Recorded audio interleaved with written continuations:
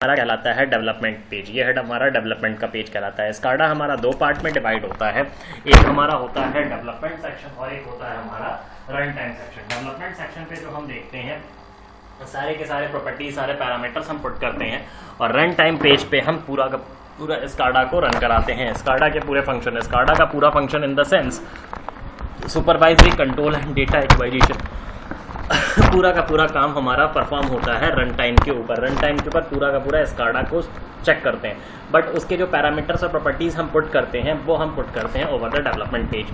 अब आते हैं और बात करते हैं पहला जो कॉन्सेप्ट हम स्टार्ट करते हैं वो हम स्टार्ट करेंगे एनालॉग का। और एनालॉग और डिजिटल दो अलग अलग कॉन्सेप्ट्स होते हैं। एनालॉग जो हमारा होता है, एनालॉग बताने की ज़रूरत नहीं है क्योंकि पीएलसीज आप सारे लोगों ने कवर कर रखा है। पीएलसी में भी डिजिटल और एनालॉग के कॉन्सेप्ट्स का सबसे स्टार्टिंग में मैंने बात किया होगा। दो तरह के दो टाइप्स की पीएलसी होती हैं।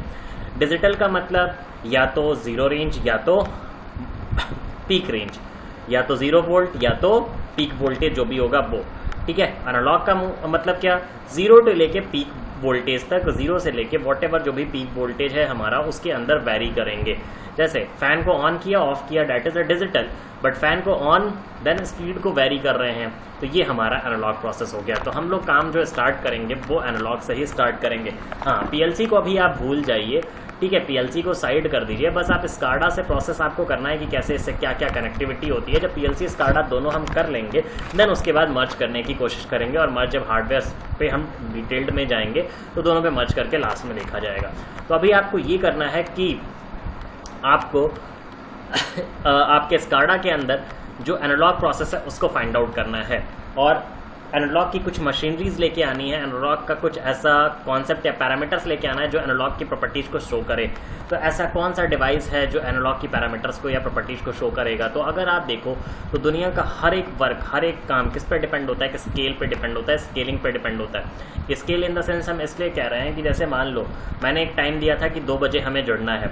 कितने देर के लिए? 1 घंटे की क्लास है, आधे घंटे की क्लास है, तो 45 मिनट की क्लास है, या कौन कितनी दूर पे बैठा हुआ है, कौन कितना डिस्टेंस ट्रैवल करके आएगा। तो हर जगह देखो तो एक न्यूमेरिक वैल्यू, एक न्यूमेरिक स्केल की बात हो रही है। न्यूमेरिक वैल्यू और स्केल के लिए हमारा स्काडा ये कहता है कि सर आपको डिपेंड होना है किसी, अगर आपको न्यूमेरिक वैल्यू और स्केल्स पे डिपेंड होना है तो आपको डेफिनेटली मूव करना होगा अपने विजार्ड में। विजार्ड हमारी लाइब्रेरी है, उस लाइब्रेरी में आप जाओगे और लाइब्रेरी में जाने के बाद आप स्केल को चूज़ करोगे। आपका स्केल कहलाएगा स्लाइडर के नाम से, और वर्टिकल स्लाइडर आप यहाँ पे चूज़ करके रख लोगे। ये वर्टिकल स्लाइडर आ गया। अब ये स्लाइडर मिलने के बाद, जैसे ही स्लाइडर मिल जाता है उसके बाद भी कुछ प्रॉपर्टीज़ के बारे में समझ लीजिए और बढ़िया से जान लो, ठीक है। कॉपी पेन है तो नोट डाउन भी करते जाइए, ठीक। तो प्रॉपर्टीज़ को अगर समझते हैं, अगर एनालॉग की बात हो रही है, अगर आपके पास एनालॉग है और एनालॉग का डिस्कशन हो रहा है, एनालॉग की बात हो रही है, तो आपके पूरे पूरे स्काडा में एनालॉग को हम लोग जानते हैं रियल के नाम से, ठीक है।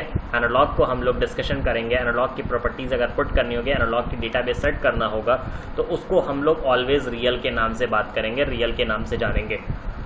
और अगर हमें डिजिटल की डेटा सेट करनी होगी, डिजिटल का कॉन्सेप्ट या डिजिटल की प्रॉपर्टी सेट करनी होगी, तो उसे हम ऑलवेज जानेंगे डिस्क्रिट के नाम से। तो ठीक है, डिजिटल को डिस्क्रिट से डिफाइन करोगे, एनालॉग को रियल से डिफाइन करोगे। नेक्स्ट आते हैं, अब हमारे स्काडा में 2 वर्क होता है। एक वर्क होता है स्काडा के अंदर, मतलब जो भी हम काम कर रहे हैं सिर्फ स्काडा के सॉफ्टवेयर के अंदर ही करें, ना उससे बाहर जाएं, ना उसके बाहर से कुछ अंदर ले आएँ, ठीक है। तो वो प्रोसेस हमारा कहलाता है इनसाइड द स्काडा। तो अगर स्काडा के अंदर अगर आप काम कर रहे हो तो ऑलवेज ये कहा जाता है कि मेमोरी के अंदर काम कर रहे हैं। मतलब इनसाइड द स्काडा अगर हम वर्क कर रहे हैं, ना कोई चीज़ इंपोर्ट कर रहे हैं, ना कोई चीज़ एक्सपोर्ट कर रहे हैं, इट मीन्स डैट हम inside the memory of the SCADA work कर रहे हैं, मेमोरी के अंदर काम कर रहे हैं स्काडा के। बट अगर कोई चीज़ हम बाहर से इंपोर्ट करते हैं या एक्सपोर्ट करते हैं, तो इसका मतलब क्या है, या तो हम बाहर में आउटपुट दे रहे हैं या तो बाहर से इनपुट ले रहे हैं। तो इस प्रोसेस को कहते हैं इनपुट आउटपुट, ठीक है। तो 2 तरह के आपके 2 तरह का आपका लोकेशन सेट होगा, एक तो मेमोरी लोकेशन सेट होगा, एक क्या होगा, इनपुट आउटपुट लोकेशन सेट होगा। और सिग्नल आपका 2 होगा, एनालॉग होगा और डिजिटल होगा। एनालॉग को रियल और डिजिटल को डिस्क्रिट लोगे। तो जब भी आप इसकी प्रॉपर्टीज़ पुट करोगे, इस पर डबल क्लिक करो, इसका नाम जो दोगे, मान लो मैंने एस दे दिया। एस देने के बाद यहाँ पे चेक करो, देखो कलर है red and blue, blue colour से रिटर्न है, फिल जो है वो रेड कलर से है, मिनिमम आपकी 0 है, मैक्सिमम आपका 100 है। आपको बढ़ाना है, आप 200, 300, 400 जो करना चाहो आप चेंज कर सकते हो। Major division in the sense 1, 2, 3, 4, 5, मतलब 100 को 5 हिस्सों में तोड़ा है, उन 5 हिस्सों को अंदर में जो तोड़ा है वो 3 हिस्सों में तोड़ा है। 1, 2, 3 डिफरेंट हिस्सों में टूटे हुए हैं।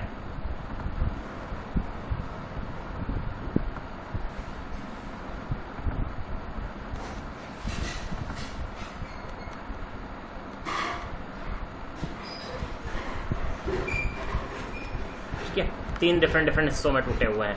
देन उसके बाद इसकी फर्दर प्रॉपर्टीज़ को पुट करते हैं। फर्दर प्रॉपर्टीज़ को पुट करने के लिए आपको जो टैग नेम है उस पर डबल क्लिक करना पड़ेगा। टैग नेम पे जब आप डबल क्लिक करते हो तो फर्दर प्रॉपर्टीज़ को आपको इसके अंदर पुट करना होगा। फर्दर प्रॉपर्टीज़ को पुट करने के लिए सबसे पहले इसका टैग नेम, आपने टैग नेम पे क्लिक किया तो टैग नेम आपको यहाँ पे डिफाइंड है, टैग नेम आपको दिया हुआ है।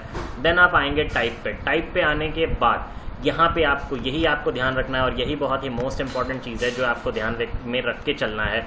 टाइप में जब आप पुट करते हो तो सबसे पहले तो आप ये देखने की कोशिश करो कि क्या आप जो ये स्लाइडर पे काम करने जा रहे हो, इस स्लाइडर की डेटा आप बाहर में दोगे या बाहर से अंदर लोगे, या स्काडा से बाहर इसको भेजोगे या स्काडा के बाहर से इसमें कोई डेटा ले आओगे। ऐसा पॉसिबिलिटी तो नहीं है कुछ कि हम स्काडा से बाहर इसको ले जाएं या स्काडा के बाहर से कुछ, ऐसा तो हम करने ही वाले ही नहीं है। हम तो स्काडा के अंदर एक लर्निंग कर रहे हैं, तो जाहिर सी बात है हम स्काडा से बाहर ना कुछ भेजेंगे ना स्काडा के बाहर से कुछ लेंगे। तो जाहिर सी बात है जब हम कुछ नहीं लेंगे ना कुछ भेजेंगे तो क्या रहेगा, मेमोरी रहेगा। अच्छी बात है।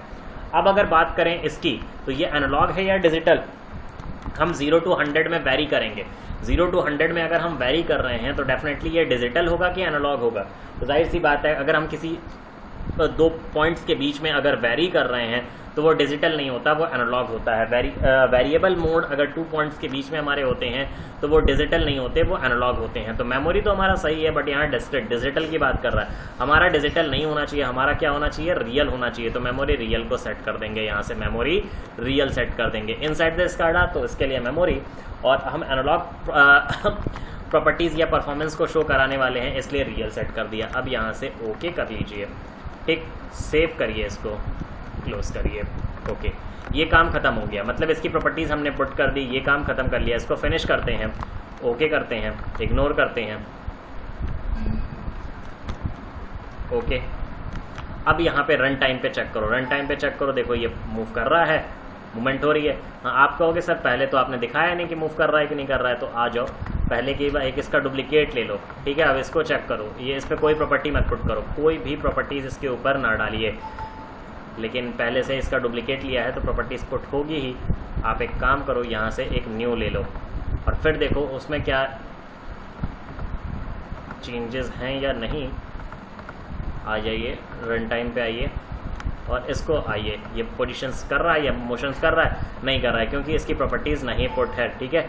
बट ये तो हमने इसका डुप्लीकेट लिया तो कोई बात नहीं, ठीक है, कोई प्रॉपर्टीज़ नहीं पुट है, ठीक है।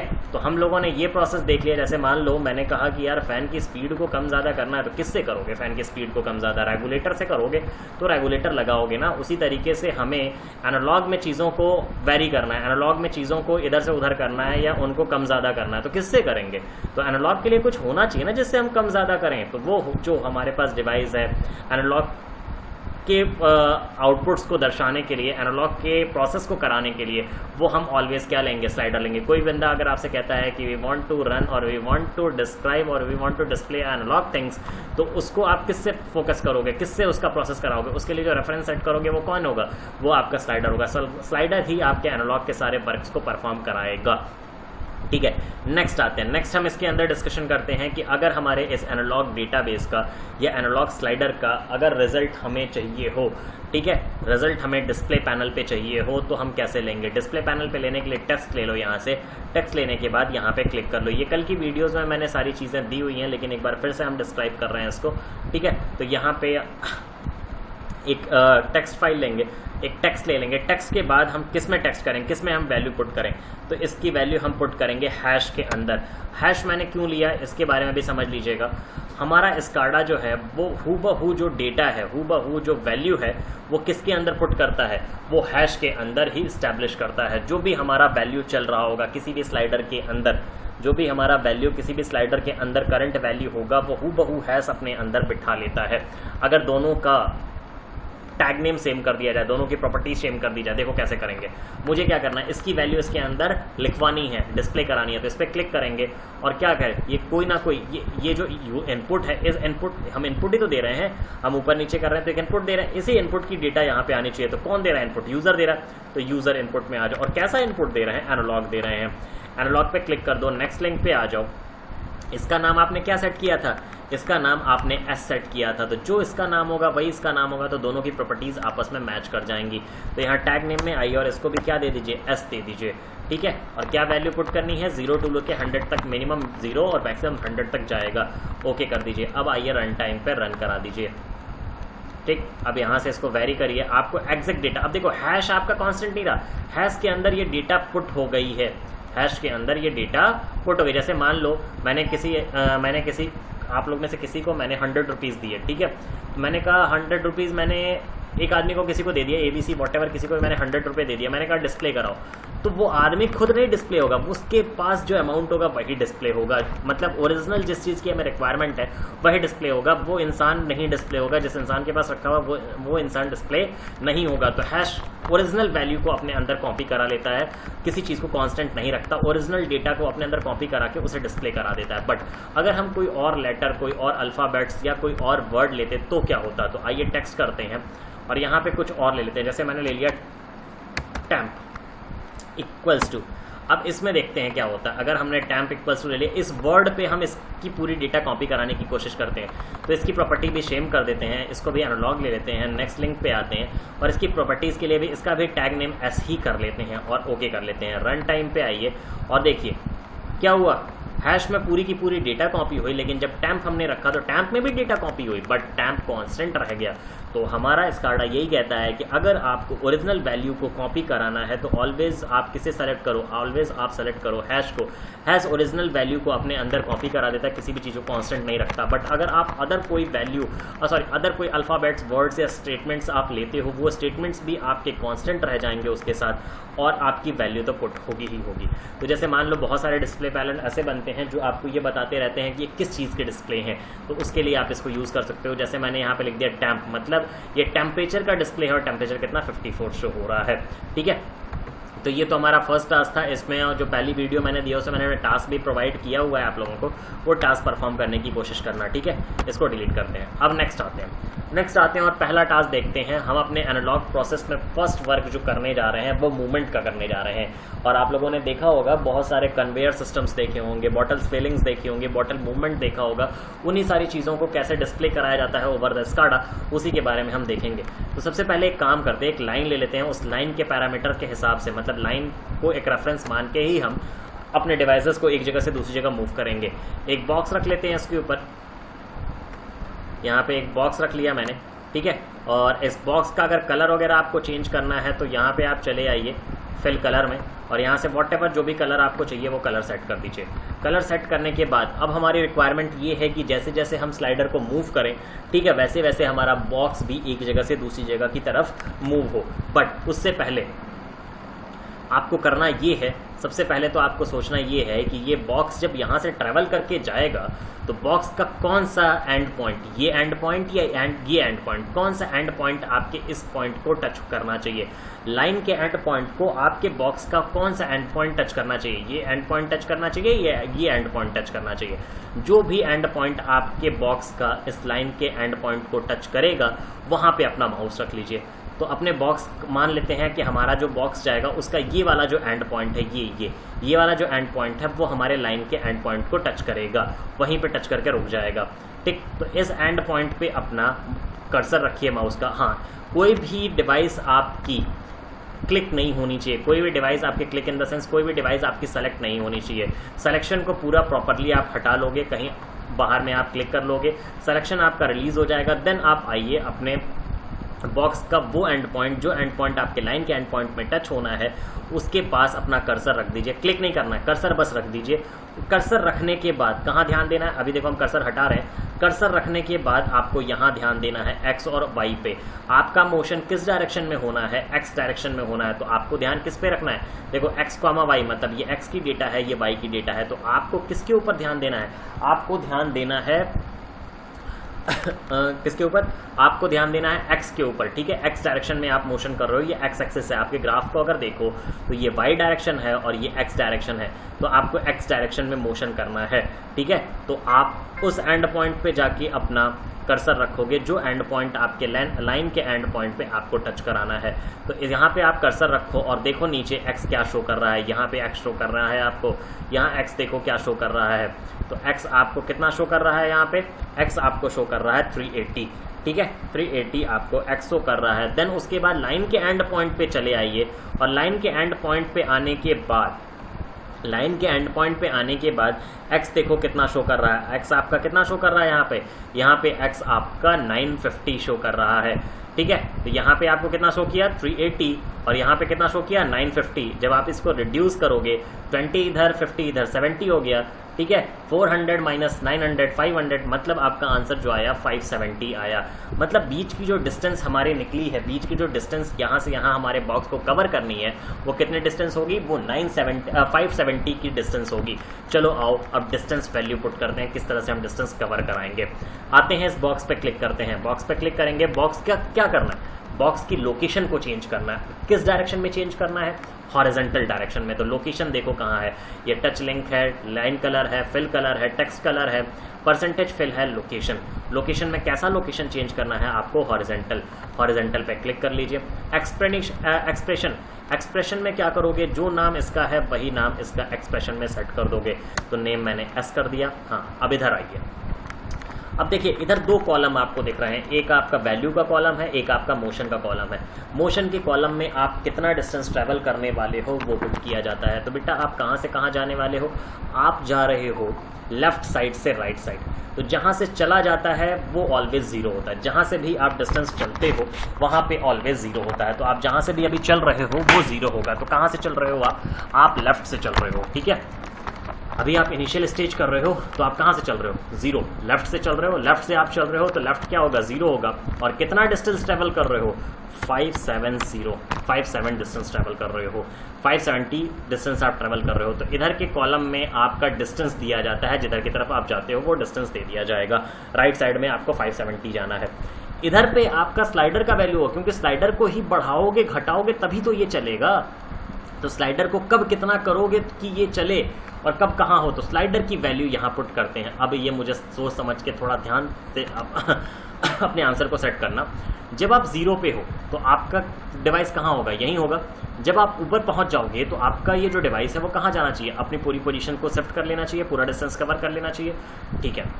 तो अब यहाँ पे देखो, जब आपका डिवाइस पूरा का पूरा राइट में पहुँच जा रहा है तो आपके स्लाइडर की वैल्यू कितनी होनी चाहिए, ये ना देखो एट राइट एंड, ये मत देखो आप।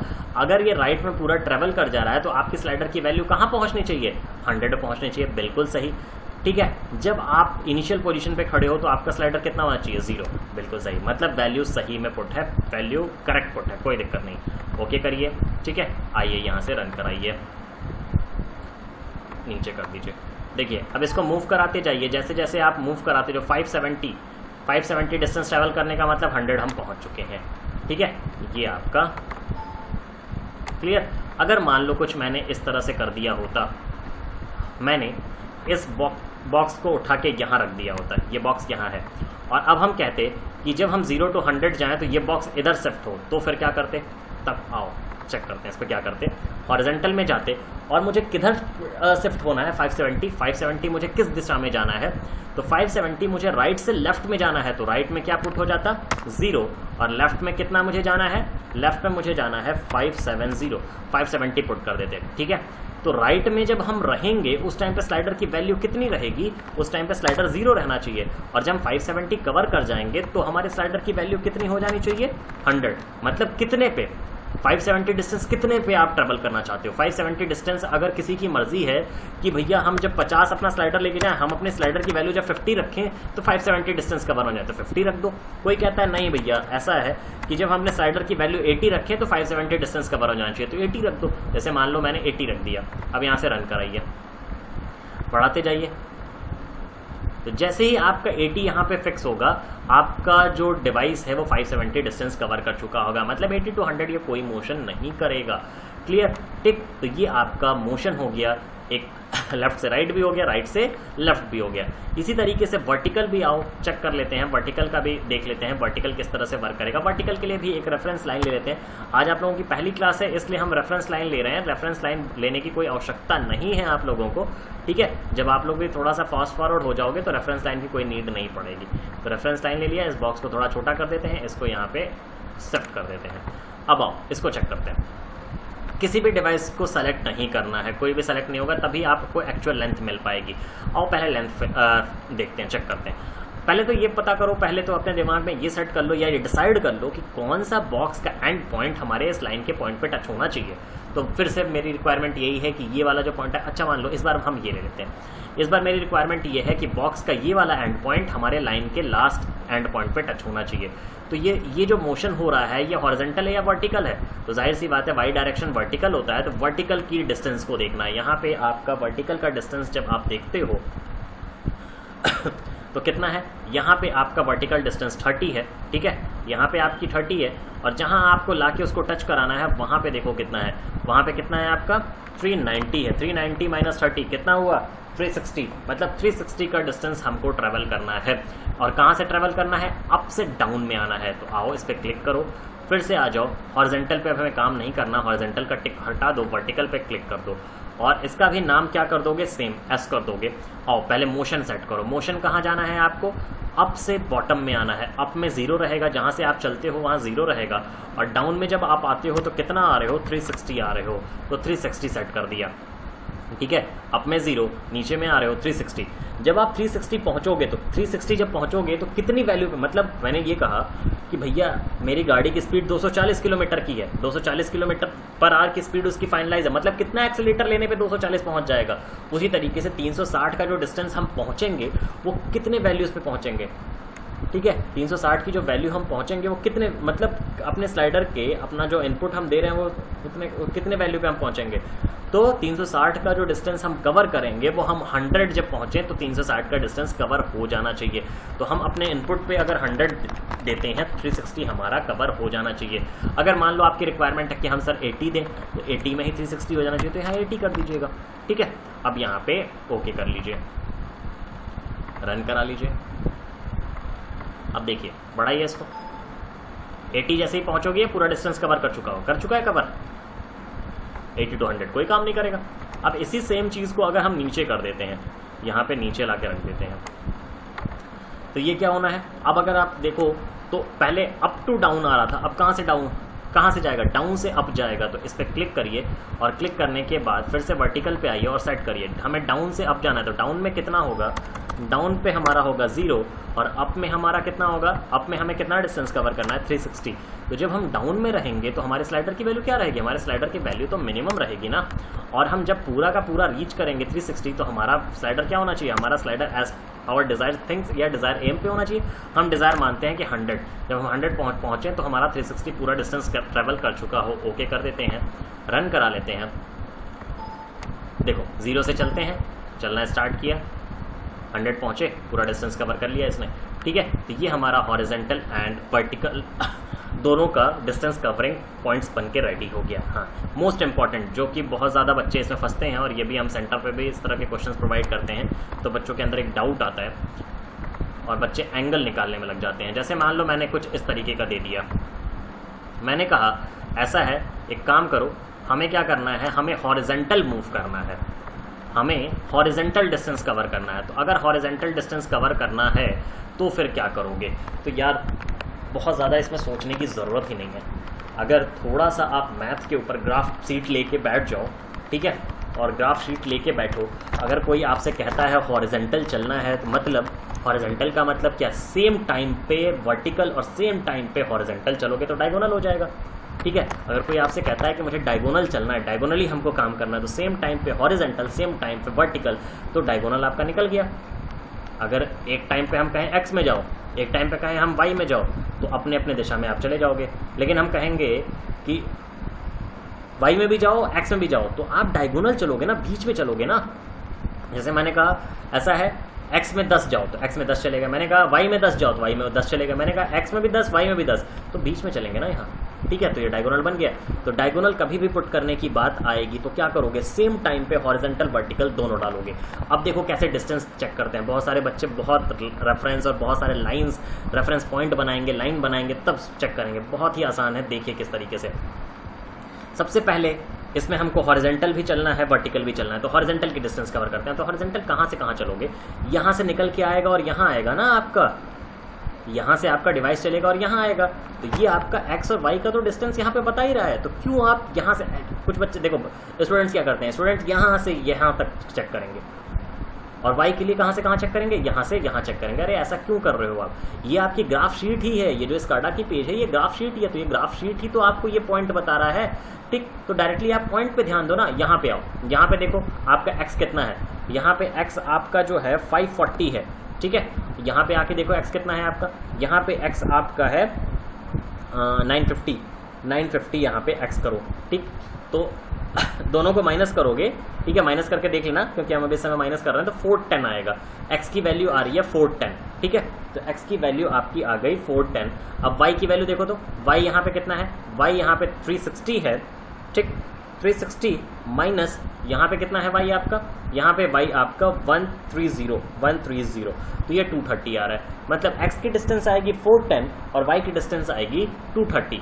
अब इस पर क्लिक करिए और आइए पहले हॉरिजॉन्टल में आ जाए, पहले हॉरिजॉन्टल का करके देख लेते हैं।